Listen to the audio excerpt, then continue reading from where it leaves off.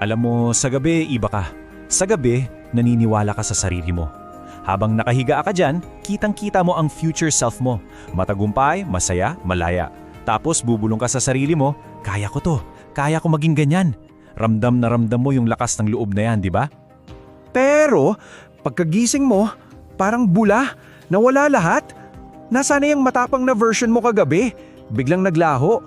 At sa sandaling iyon, sa pagitan ng pagmulat ng mata at pagbangon sa kama, doon namamatay ang karamihan sa mga pangarap. Okay, so pag-usapan natin to, hindi to simpleng pagod lang o katamaran. May mas malalim na dahilan. Bakit nga ba tila may isang misteryong pumapatay sa mga pangarap natin sa pagitan lang ng gabi at umaga? Ito ang kailangan mong maintindihan. Hindi ka gumigising bilang yung 100% you. Gumigising ka bilang isang low-battery version ng sarili mo. Kaya isang malaking pagkakamali na husgahan ang buong araw mo, ang buong kakayahan mo, base sa nararamdaman mo sa unang 5 minuto pagkagising. Para kang phone na 2% na lang ang battery. Anong aasahan mo? At yung pangarap mo, hindi yan namamatay ng biglaan. Walang putok, walang drama, walang parang eksena sa pelikula. Ang totoo, dahan-dahan lang itong kumukupas. Parang isang drawing na naiwan mo sa ilalim ng matinding sikat ng araw. Hindi mo namamalayan, pero unti-unti nawawala na pala ang kulay nito. Ngayon, yung totoong dahilan kung bakit ito nangyayari ay dahil may dalawang magkaibang operating system na tumatakbo sa loob ng isip mo. Hahatiin natin yan para maintindihan mo. Kasi meron kang dalawang version. Sa isang banda, andyan si panggabi ikaw. Siya yung dreamer, puno ng visions, puno ng possibilities. Siya yung bumubulong sa'yo ng, imagine kung. Pero paggising mo, iba na ang kausap mo. Ito na si pang-umaga ikaw, ang survival technician. Ang isip niya puro checklists, puro problema. Siya yung sumisigaw ng, maging realistic ka na. At ang problema, hindi sila nagkakaintindihan. At eto yung kailangan nating tanggapin. Ang utak mo, hindi siya dinisenyo para sa tagumpay mo. Nakaprogram yan para sa kaligtasan mo. Ang gusto niya ay yung pamilyar, yung predictable, yung komportable. Kaya anumang pangarap, anumang pagbabago, para sa kanya, isang panganib yun. Kaya isipin mo na lang na sa laban para sa pangarap mo, ang utak mo ay hindi mo kakampi. Sa katunayan, siya ang kalaban. Para siyang isang bodyguard na ang tanging misyon ay ilayo ka sa kahit anong panganib. At para sa kanya, yung pangarap mo, yan ang panganib. At gagawin niya ang lahat, kahit magsinungaling, para lang maprotektahan ka. Simple lang ang trabaho ng bodyguard na to. Panatilihin kang safe, hindi para gawing amazing ang buhay mo. Kaya sa tuwing may bago kang gustong subukan, gaano man yan kaganda, automatic, haharang siya. Isipin mo, yung utak mo ay isang overprotective na bodyguard. As in, OA sa pagkaprotektibo.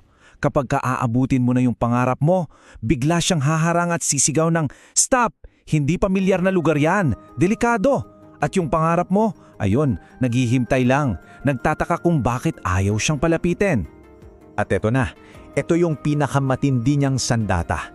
Yung kasinungalingan na binubulong niya sa'yo araw-araw. Mamaya na, hayaan mo muna maging handa ka. This lie is so dangerous kasi it sounds smart. It sounds responsible, di ba? Pero yan ang kasinungalingan na pumapatay ng mas maraming pangarap kesa sa mismong failure. So paano? Paano mo lalabanan ang sarili mong bodyguard? Don't worry, may paraan. Merong isang sekreto. Isang paraan para malusutan ang mga bouncer sa isip mo. Ang sekreto ay nasa numerong to, 10 minuto. Pero teka, hindi to isang time management trick ha. Ito ay isang psychological doorway. Isang paraan para dayain yung overprotective mong bodyguard. Ang ganda kasi sa 10-minute rule, sobrang liit niya, hindi na kayang tanggihan ng utak mo. Walang excuse. Ang kailangan mo lang gawin, sa unang 10 minuto ng araw mo, bago mapamanhawakan yung phone mo, bago ka pa maingayan ng mundo, pakainin mo yung pangarap mo. Bigyan mo ng 10 minuto ng atensyon mo. Yun lang. At yung point dito, hindi yung dami ng trabahong nagawa mo sa 10 minuto. Ang point dito ay yung pagbuo ng identity. Dahil sa bawat 10 minuto, araw-araw, sinasabi mo sa sarili mo, ako yung tipo ng tao na sumisipot, na tumutupad. Kasi tandaan mo, consistency builds identity. At yung identity mo, Yan ang huhubog sa tadahanan mo. Kaya ngayon, alam na natin yung sikreto. Oras na para baliktarin ang laro. Oras na para gisingin ang pangarap mo, sa halip na ikaw ang ginigising nito araw-araw. Ito ang pinakamahalagang katotohanan na kailangan mong ibaon sa puso mo. Hindi mo kailangan maging handa para kumilos.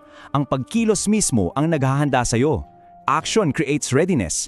Ang aksyon ang lumilikha ng konfiyansa, ng motibasyon. Hindi mo yan hinihintay. Ginagawa mo yan.